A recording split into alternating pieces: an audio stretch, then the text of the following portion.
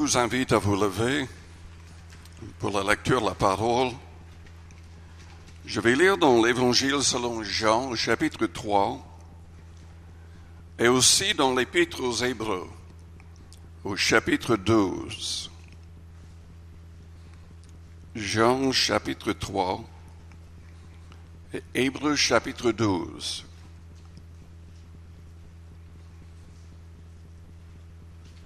Commençons au verset 14 dans Jean 3. Jésus-Christ est en train de parler avec Nicodème. Et il lui a dit, et comme Moïse éleva le serpent dans le désert, il faut de même que le Fils de l'homme soit élevé, afin que quiconque croit en lui ait la vie éternelle. Vous vous souvenez de l'histoire? Le peuple d'Israël murmurait contre Moïse et contre Dieu. Et Dieu a permis que des serpents les mordent et plusieurs sont décédés avant que Moïse intercède. Dieu lui dit d'élever un serpent d'airain et que tous ceux qui regarderaient vers ce serpent seraient guéris. C'était une préfiguration de ce que Christ accomplirait sur la croix, car il s'est chargé de nos péchés et de nos maladies. Tous ceux qui regardaient étaient guéris. Tous ceux qui regardent vers le Christ aujourd'hui sont sauvés et guéris s'ils ne doutent point dans leur cœur. Dans Hébreux chapitre 12,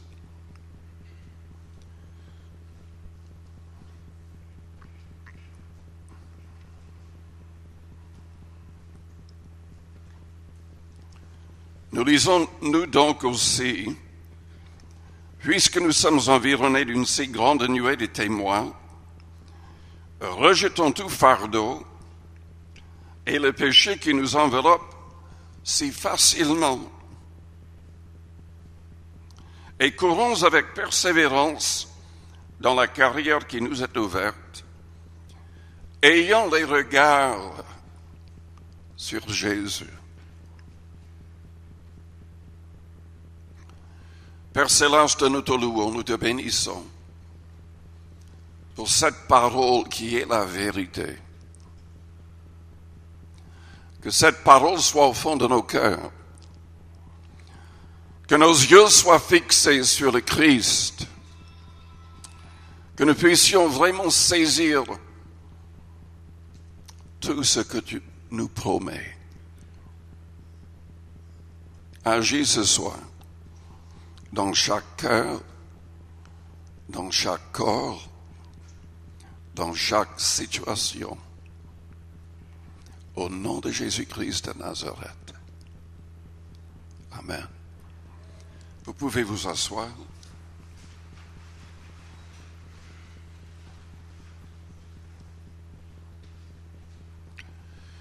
Combien c'est important de fixer nos yeux sur le Seigneur Jésus-Christ, lui qui était sans péché, lui qui était victorieux contre toute maladie, contre tout démon, contre toute la force du diable, lui qui a vaincu la mort.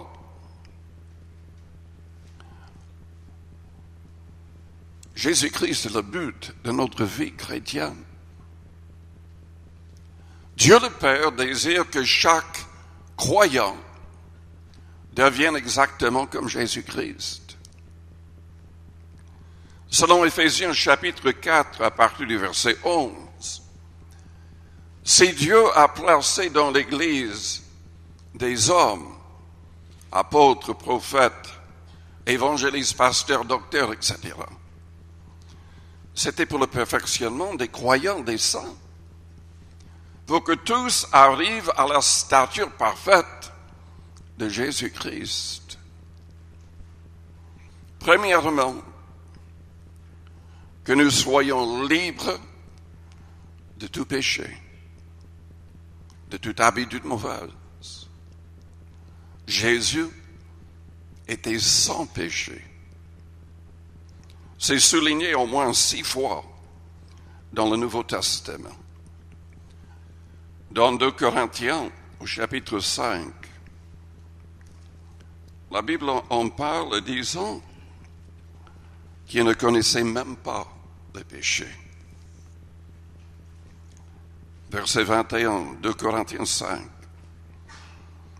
Celui qui n'a point connu le péché, Dieu l'a fait devenir péché pour nous, afin que nous devenions en lui justice de Dieu. Donc, de nouveau, l'idée de ce serpent élevé, car tous les péchés du monde entier ont été placés sur les épaules du Christ. Il a tout accepté. Il a accepté la souffrance de l'humanité tout entière.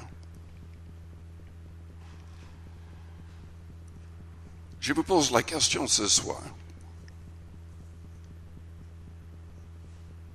Vos yeux sont fixés sur quoi? Sur qui? Nous pouvons passer notre temps avec nos yeux fixés sur tout ce qui est mondain et oublier le Christ. La clé de la victoire, c'est de le voir avec les yeux de la foi en tout temps.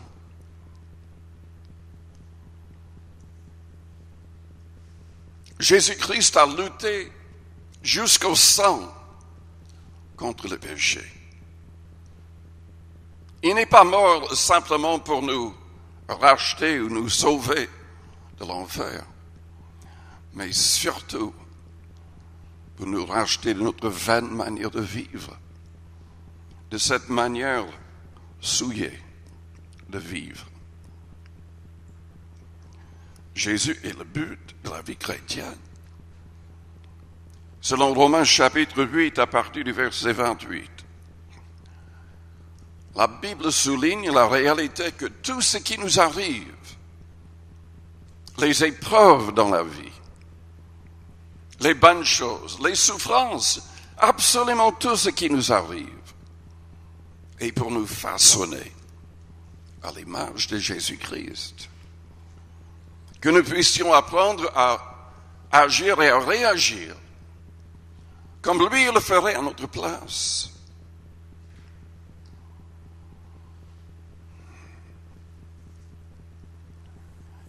Parlons un peu plus de cette idée d'être sans péché. Lisons dans 1 Thessaloniciens au chapitre 4. C'est le chapitre qui parle de l'enlèvement des croyants un jour, des vrais disciples. Et juste avant, Paul dit au verset 3, ce que Dieu veut, c'est votre sanctification. C'est que vous vous absteniez de l'impudicité, c'est-à-dire l'immoralité sexuelle dans toutes ses formes. Et même la convoitise, ce qui se passe au niveau de la pensée. C'est que chacun de vous sache posséder son corps dans la sainteté et l'honnêteté, sans vous livrer à une convoitise passionnée comme font les païens qui ne connaissent pas Dieu. C'est que personne n'use envers son frère de fraude et de cupidité dans les affaires,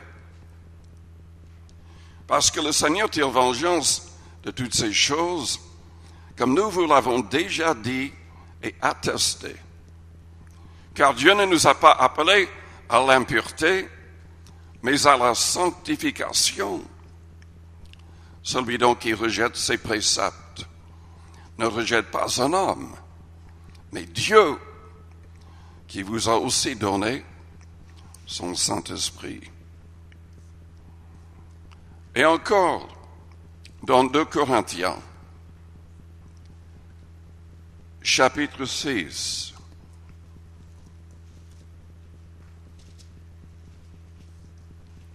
au verset 14, « Ne vous mettez pas avec les infidèles sous un joug étranger. » Selon 1 Corinthiens chapitre 5, nous devons même refuser de manger avec un homme qui se dit frère, qui se dit chrétien, mais qui vit dans le péché, dans la débauche. Quelqu'un qui est cupide, ivrogne, impudique, etc. Ne vous mettez pas avec les infidèles sous un joug étranger. Nous ne devrions pas être en relation avec de telles personnes.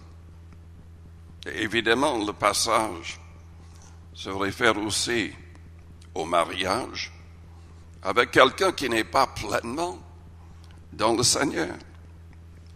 Car quel rapport y a-t-il entre la justice et l'iniquité? Qu'y a-t-il de commun entre la lumière et les ténèbres? Quel accord y a-t-il entre Christ et Béliard, qui signifie le méchant? Quelle part a le fidèle avec l'infidèle? Quel rapport y a-t-il entre le temple de Dieu et les idoles? Car nous sommes le temple de Dieu vivant. Comme Dieu l'a dit, j'habiterai et je marcherai au milieu d'eux.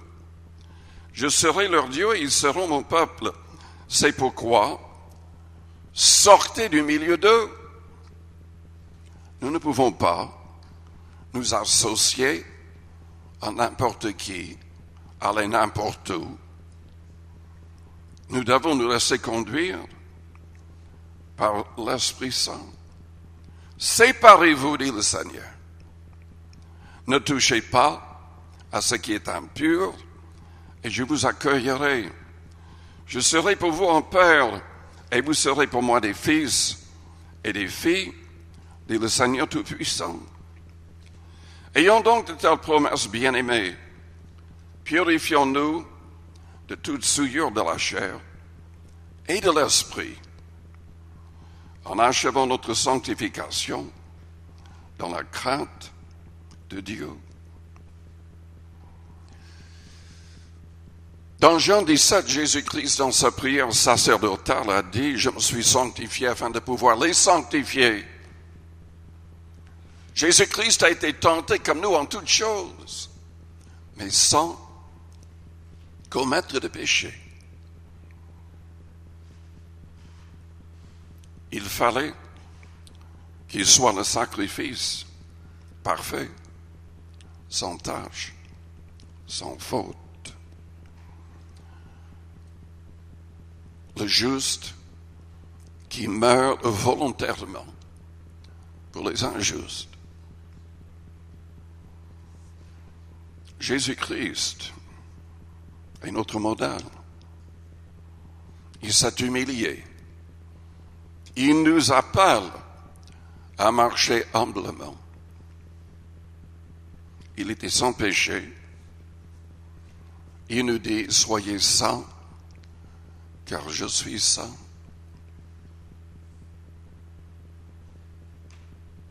Oui, c'est une lutte. Jésus a dû lutter jusqu'au sang contre le péché. Et il nous demande de suivre ses traces et d'être comme lui en toutes choses. C'est le Saint-Esprit qui peut nous aider à réussir. Dans 2 Corinthiens, au chapitre 3, la Bible dit que par le Saint-Esprit, si nous prions par l'Esprit, si nous demandons son aide, si nous recevons la plénitude, nous serons transformés de gloire en gloire dans l'image du Fils. Le problème, c'est que souvent nous ne recevons pas la plénitude. Ou nous ne restons pas remplis de l'Esprit. Quand nous n'avons pas fait l'expérience de la Pentecôte, avec le signe de parler en langue, nous sommes limités. Limités à l'extrême. Jésus-Christ, dans Jean 16, au verset 12 et 13, a dit à ses disciples, j'ai encore beaucoup de choses à vous dire, mais vous ne pouvez pas les recevoir maintenant. Quand le Consolateur sera venu, il vous montrera la vérité. Il ne pouvait pas recevoir, il ne pouvait pas saisir, sans être baptisé de l'Esprit Saint. Il ne pouvait pas être pleinement à l'écoute du Saint-Esprit. Et c'est le même problème, même si nous avons fait l'expérience de la Pentecôte, si nous avons parlé et adoré Dieu miraculeusement en langue, comme les apôtres, à moins de rester remplis tous les jours, nous n'aurons pas une pleine victoire. Jude nous invite à prier par le Saint-Esprit. Il n'y a qu'un seul chapitre, mais à partir du verset 20, il dit pour vous, bien-aimés, édifiez-vous même sur votre très sainte foi, priant par le Saint-Esprit. Maintenez-vous ainsi dans l'amour de Dieu, en attendant la miséricorde de notre Seigneur Jésus-Christ pour la vie éternelle.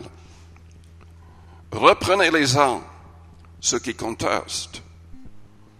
Sauvez-en d'autres en les arrachant du feu. Et pour d'autres encore, ayez une pitié mêlée de crainte, haïssant jusqu'à la tunique souillée par la chair. Or, à celui qui peut vous préserver de toute chute et vous faire paraître devant sa gloire irrépréhensible et dans l'allégresse, à Dieu seul, notre Sauveur par Jésus-Christ notre Seigneur, soit gloire, majesté, force et puissance dès avant tous les temps, et maintenant et dans tous les siècles. Amen. Le Saint-Esprit est la clé. C'est par la communication du Saint-Esprit que nous sommes en relation avec le Père et le Fils. Jésus-Christ l'a souligné dans Jean 14. Lisez du verset 15 jusqu'au verset 26.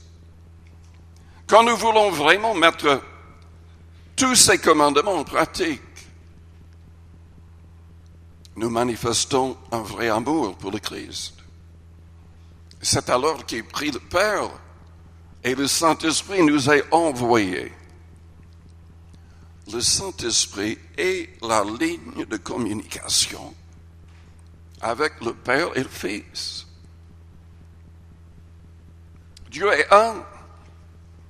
Quand on lit ce chapitre-là, c'est très clair.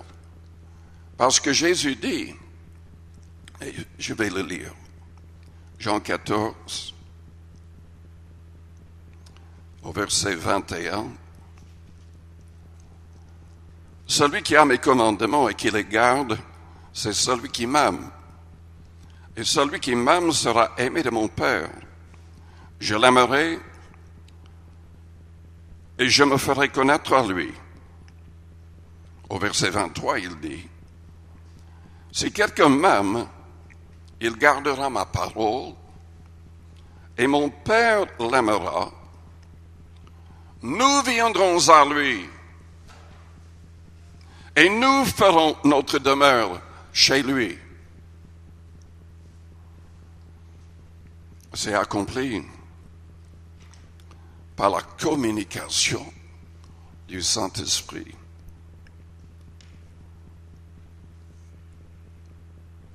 Le Seigneur nous parle par le Saint-Esprit. Le Seigneur a dirigé Pierre par le Saint-Esprit qui a parlé directement à Pierre. Tout d'abord, il reçoit une vision. Il est fatigué, il s'endort. Le Seigneur lui parle au travers d'une vision. Il se réveille et la Bible dit alors que le Saint-Esprit lui parle directement. En disant, il y a 3 hommes en bas, va avec eux. Il a obéi. Il est entré dans la maison de Corneille et toutes les personnes dans cette maison ont été baptisées du Saint-Esprit avec le signe de parler en langue.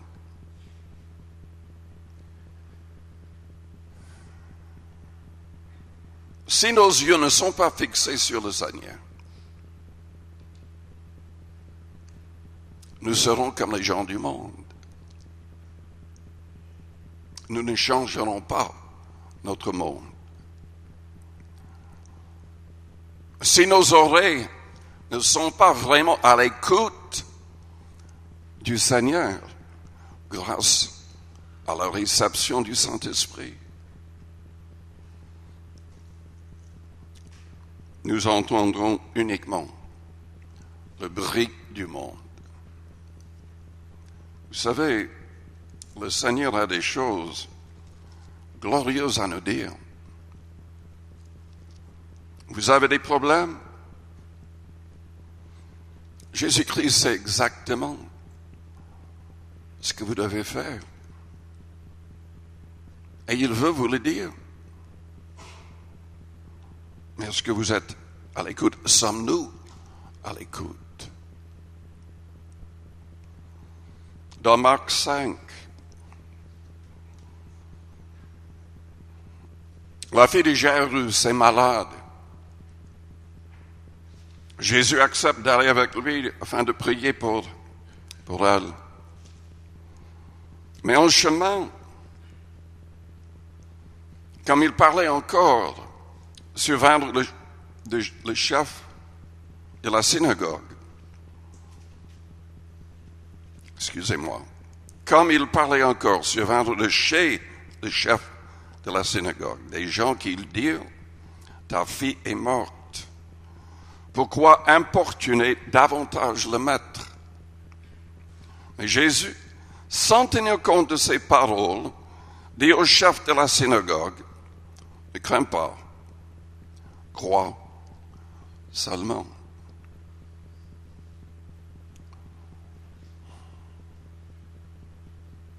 Nous ne pouvons pas savoir ce que le Seigneur va faire, à moins d'être vraiment à l'écoute. Il veut nous dire ce que nous devons faire. Il a ressuscité sa fille d'entre les morts. Qu'est-ce qu'il désire vous dire pour votre situation? Vous allez avoir toutes sortes de situations dans la vie. Est-ce que vous êtes vraiment à l'écoute pour être victorieux? Je vous demande de fermer vos yeux, de courber vos fronts et de réfléchir. Pendant la semaine, chaque semaine, est-ce que vos yeux sont vraiment fixés sur le Seigneur ou attirés ailleurs?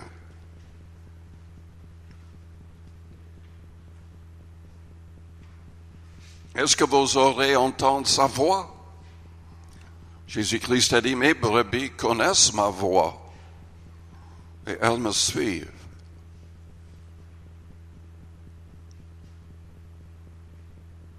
Si vous le suivez, vous êtes en train de chercher des âmes, car il a dit, suivez-moi, je vous ferai pêcheurs d'hommes.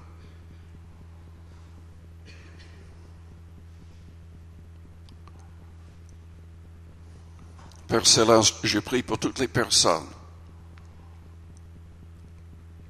qui sont ici et qui vont entendre ce message par l'Internet ou autrement. Je prie, Père, que tu touches leur cœur, leur vie, que tu les délivres du pouvoir du péché, que tu les remplisses du Saint-Esprit, que tu les rendes sensibles à ta voix. Seigneur, nous voulons te suivre.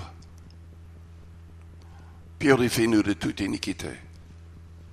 Délivre-nous du mal et du malin. Transforme-nous dans l'image de Jésus-Christ. Aide-nous à marcher selon sa voie, selon sa volonté. Père, merci pour l'envoi de ton Fils, pour l'envoi du Saint-Esprit.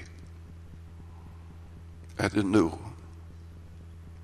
à marcher toujours humblement avec toi, selon ton plan. Au nom de Jésus-Christ. Pendant que les yeux restent fermés, les fronts courbés ici, vous avez besoin de prière.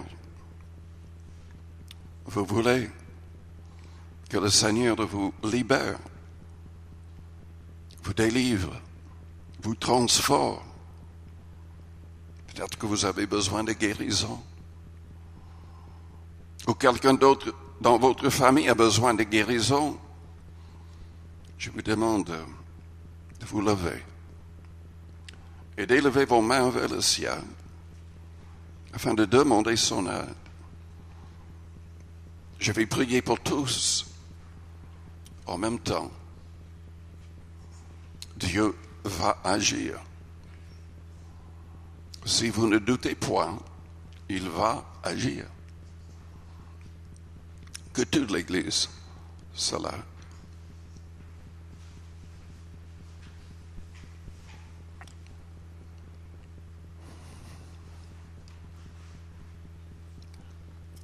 Père Céleste, au bon nom de Jésus-Christ de Nazareth, tu connais chaque personne, chaque problème, chaque faiblesse, chaque maladie.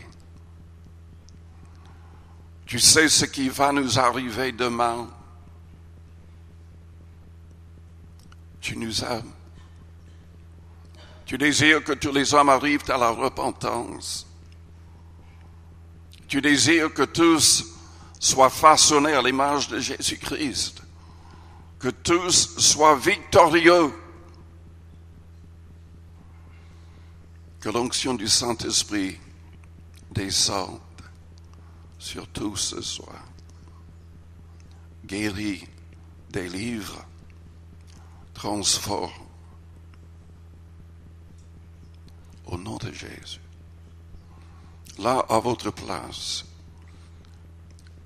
ensemble, avec d'autres, élevez votre voix. Adorez le Seigneur. Dites-lui merci par la foi, pour la solution, pour le Saint-Esprit, pour la communication du Saint-Esprit, pour la victoire qu'il va vous donner sur le péché, la maladie et tous les problèmes de la vie. Remerciez le Seigneur. Pour les personnes dans votre famille qui vont être libérées aussi. Au nom de Jésus. Alléluia.